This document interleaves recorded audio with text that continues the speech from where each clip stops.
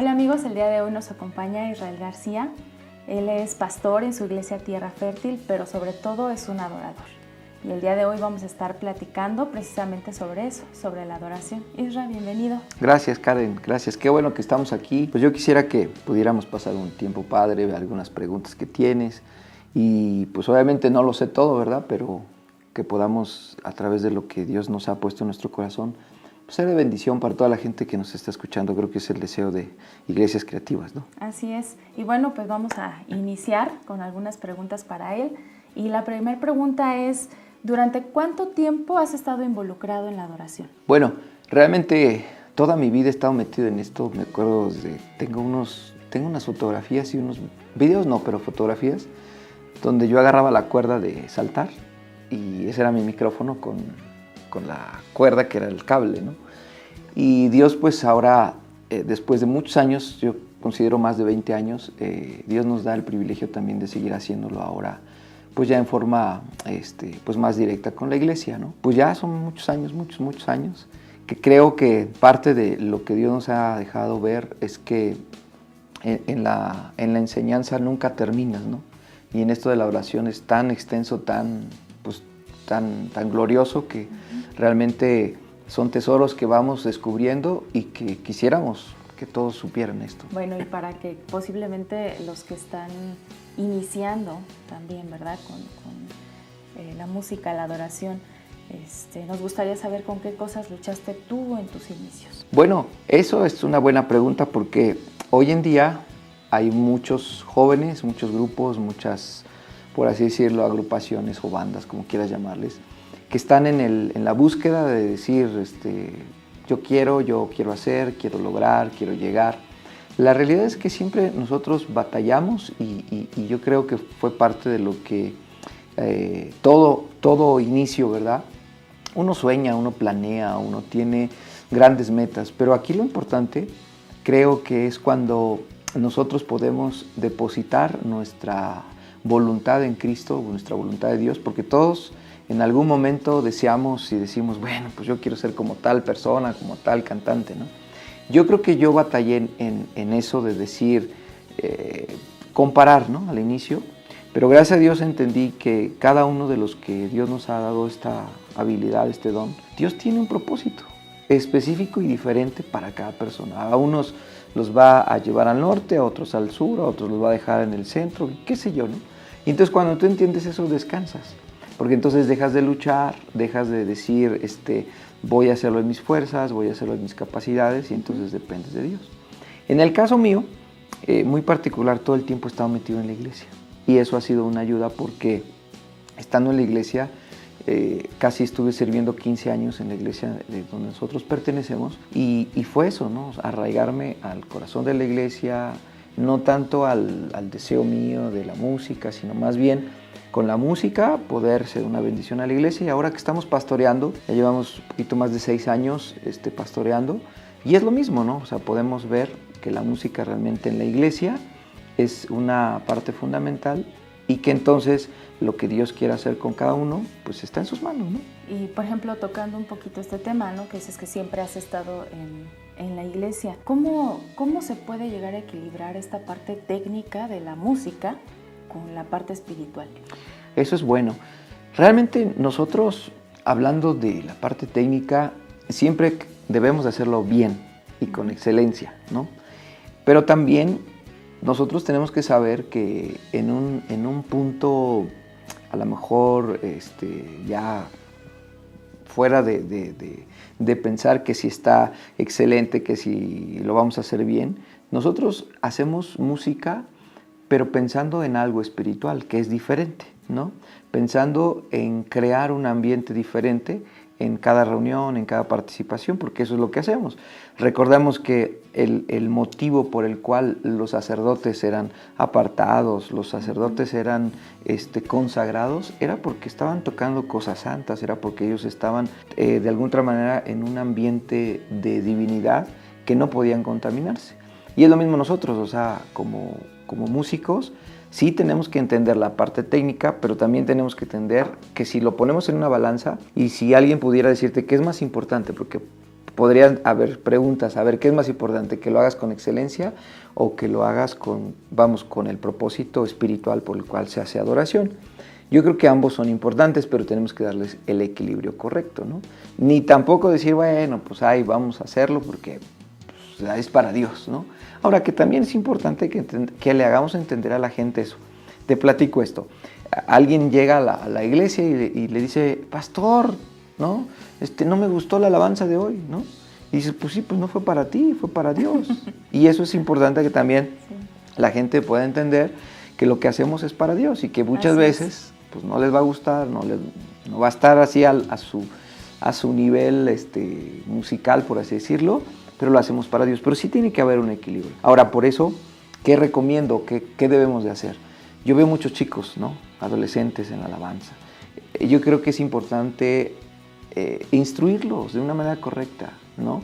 Ahorita a lo mejor me gustaría tomar un tema de cuál es la prioridad de un músico y cuál es la prioridad de un adorador, pero si los instruimos de verdad, decir, ponte a estudiar, o sea, estudia, prepárate tu instrumento, estudia las canciones en tu casa, que cuando vengas a ensayar ya las tengas montadas en tu instrumento.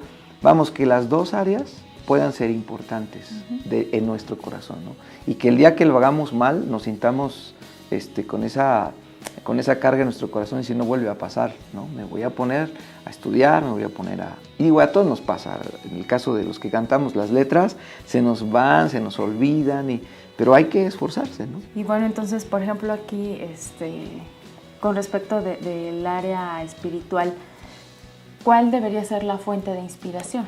Esto es padre porque yo he escuchado músicos, Karen, que de repente me dicen, yo escucho música secular, pues para ver cómo está la tendencia de la música y para ver los arreglos y todo eso, ¿no? Creo que es importante que nosotros sepamos, dice el libro de Salmos, dice, todas mis fuentes están en ti. O sea, se refiere a que todo lo que podamos encontrar de valor, de estima, pues está en la presencia y está a través de la búsqueda de Dios. Recordemos que Dios es autor de todo. Dios hizo todo, hizo música, nos dio dones, nos dio capacidades. Imagínate qué hermoso sería que nosotros buscáramos en la fuente correcta, ¿no? Porque podemos buscar en la fuente incorrecta y encontrar cosas que aparentemente son correctas, pero no nos llevan a algo bueno, ¿no? Por ejemplo, hablemos de la música. Hay música que hoy en día, la nueva era, todo ese asunto de que la música te relaja y todo, claro, porque la música produce un efecto espiritual. Entonces, cuando nosotros realmente entendemos que si la música produce un efecto espiritual, busquémoslo en la palabra, busquémoslo en la oración, busquémoslo en la comunión y de esa manera nuestra música tendrá un efecto espiritual, obviamente dirigido a Dios y encauzado en una misma fuente, ¿no? Entonces es importante que entendamos eso, ¿no? Que la música es buena, pero obviamente debes de encontrarla y saber dónde está esa fuente de vida. Entonces quiere decir que hay una diferencia entre un músico y un adorador. Sí, claro, sí. En muchos lugares es como cuando hay una diferencia entre un verdadero cristiano o entre alguien que está dentro de una congregación, ¿no? Porque hay mucha gente que viene a la congregación y está sentado y está escuchando el mensaje, pero ni siquiera está su mente, su corazón, ni sus ganas, ni su ímpetu está en una reunión, está pensando en otra cosa. Y es lo mismo que los músicos. Habemos músicos, digo habemos porque yo me quiero incluir, no quiero decir yo, ¿no? Habemos músicos que muchas veces estamos haciendo música, pero no estamos adorando, o estamos tocando una adoración, pero realmente no está pasando, no está sucediendo nada. Y es ahí donde nosotros sí hay una diferencia. Por ejemplo, si hoy yo traigo un chico que toca trova, ¿verdad? Y le digo, oye, aprende esta canción, ¿no? La de Santo, Santo, Santo. Y se la aprende y la canta, no quiere decir que sea adoración, simplemente está reproduciendo una canción, está cantando una canción. Entonces sí hay prioridades. Por ejemplo, hablemos de una prioridad de un adorador. Un adorador está interesado en buscar, pues obviamente, la fuente de vida, las palabras, la Biblia, conociendo la Biblia. Un músico está preocupado por ensayar, por las técnicas, por que me salga bien el solo, porque cómo se hace esta nota, cómo se hace este acorde, esta transición y todo esto. Y un adorador está preocupado por esto. Otra prioridad a mí se me ocurre que sería el tiempo que ocupamos, por ejemplo, un músico para para sacar una canción, a veces le invierte 1 o 2 horas.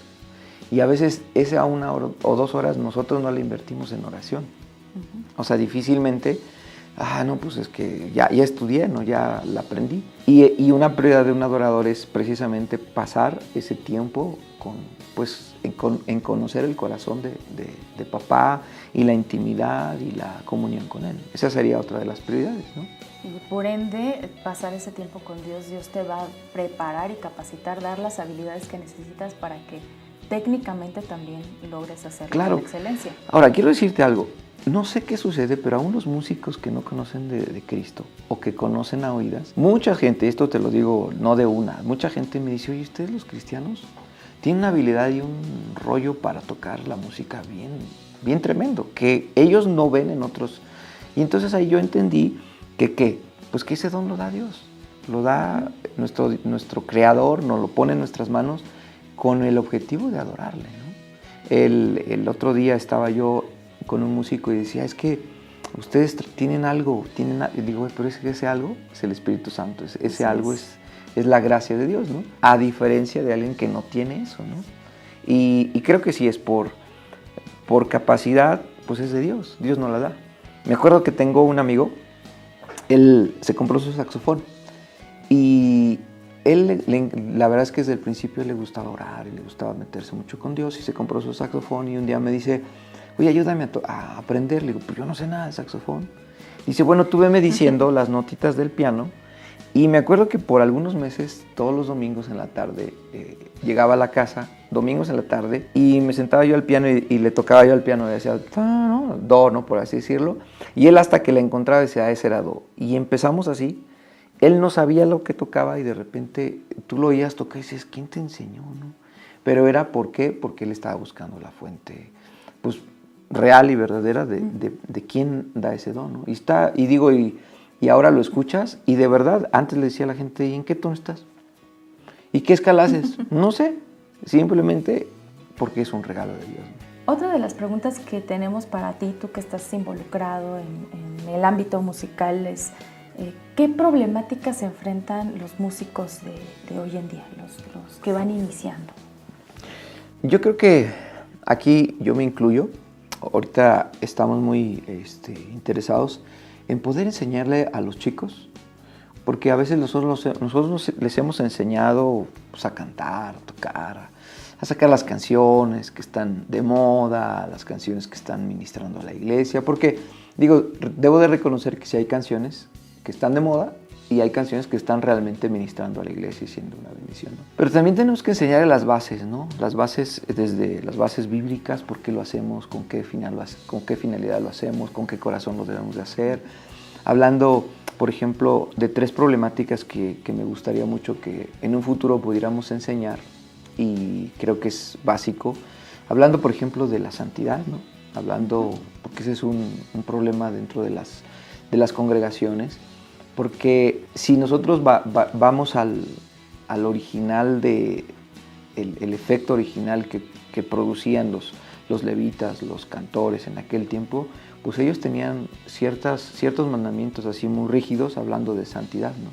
No podían vivir lejos, no podían casarse con otra tribu, no podían, ciertas cosas no tenían que hacer, no podían hacer. ¿Por qué? Porque aún el mismo sacerdote, recuerdas que dice la palabra que si el sacerdote entraba al lugar santísimo en pecado, moría por causa pues, de la santidad de la presencia de Dios, ¿no? Por ejemplo, ese es un detalle que tendríamos que enseñar mucho en las iglesias. Otro que a mí se me ocurre y siempre he podido hablar de esto es de la obediencia, ¿no? Obediencia a nuestras autoridades, obediencia a nuestros pastores, a nuestros líderes, porque es ahí donde traemos esa herencia luciférica, ¿verdad? Que esa es la realidad. Nosotros, para ser primeramente, pues obviamente seres humanos, tenemos esa parte de la carne. Pues dice la Biblia que en nuestra carne habita el pecado. Y eso aumentaba a que uno de los primeros cantores o los primeros seres angelicales que le daba adoración a Dios, pues fue Lucifer, y fue esa rebeldía y esa falta de poder reconocer quién era, ¿no? Entonces, por ejemplo, eso hablando de la obediencia es bien importante. Y de hecho, la primera palabra en la Biblia que habla de adoración la habla precisamente con una obediencia. donde nosotros podemos ver la obediencia al sacrificio que Dios le pide a su hijo, de su hijo Isaac, ¿no? Y entonces ahí dice que este hombre realmente en obediencia va a ese lugar de 3 días de camino para ofrecer ese sacrificio, ¿no? Entonces, esa es otra de las cosas. Otra de las cosas que yo veo bien importante es hablar de la misericordia. Hablando de la misericordia como músicos, pues tiene que haber de la adoración. Me acuerdo de Lucas capítulo 10, donde dice que había un hombre samaritano que fue golpeado en el camino. Y dice que fue golpeado no era al revés, más bien era el samaritano que envió a un judío que fue golpeado en el camino, perdón, ya estoy volteando el asunto. Dice que este samaritano lo ve, ¿verdad?, tirado, pero antes en la escritura dice que pasa un sacerdote, pasó un levita. Y hablando de levitas, pues estamos hablando de alguien que está involucrado en la adoración, que por cierto, yo siempre digo que yo no llamo a los levitas, porque se la creen, pues le evitan orar, le evitan traer su Biblia, le evitan hacer otras actividades dentro de la iglesia. Entonces, yo soy levita, ¿no? Pues sí, le levitas a todo, ¿no? Levitas a llegar a la oración. Entonces, y dice que pasó este samaritano y lo ayudó y lo llevó a su mesón. Yo ahí pongo ese ejemplo que a veces a nosotros, aún como pastores, sacerdotes y gente involucrada, nos falta esa misericordia. Entender que si estamos en un lugar como ese para ministrar, tenemos que tener misericordia. Misericordia de los que están llegando, porque en nuestra iglesia en cada una de las iglesias o las congregaciones, llegan gentes necesitadas, llegan gentes que se acaban de bronquear la noche anterior con su marido, su esposa, llegan gentes dolidas y quizá llegan a ese lugar y encuentran que un grupo de alabanza padrísimo, que se oye bien, pero realmente no están encontrando la misericordia y la conexión con Dios, ¿no? Que eso estaría genial que nosotros pudiéramos enseñar a nuestros chicos. La misericordia. De verdad hay gente que llega necesitada de un toque de Dios, pero nosotros estamos más interesados en la música, en que ya viene el coro y que ya viene la parte que ensayamos, el solo. Creo que eso es lo que está en mi corazón poder enseñar a las nuevas generaciones, ¿no? A veces la gente, el hecho de tener una postura, una posición, pues a todos le afecta, ¿no? Es como al que lo subieron de jefe, lo desconocen porque él no era así cuando no era jefe, ¿no? Sino más bien es que podamos entender nuestra actividad y nuestra tarea estando arriba, ¿no? Si realmente sabemos que no es ni por nosotros, que no es por nosotros y que no es a través de simplemente instrumentos que Dios ocupa, pues sí va a afectar al corazón, porque la gente va a decir es por mí, la gloria de Dios, la presencia de Dios baja porque es por mí, por mi voz, y la realidad es que no. Digo, yo he conocido gente muy profesional en todos los aspectos musicales, hablando de canto, de una capacidad tremenda, y que no produce nada. Pero he visto corazones que se saben 2 notas y cantan lo mínimo, pero hay una diferencia en el propósito y ¿cómo puedo decir en esto? En conocer realmente la motivación por lo cual lo hacemos, porque eso está padre, ¿no? Claro. O sea, si mi motivación es que la gente me escuche y me vea, pues ya si estamos arriba ya estamos perdidos.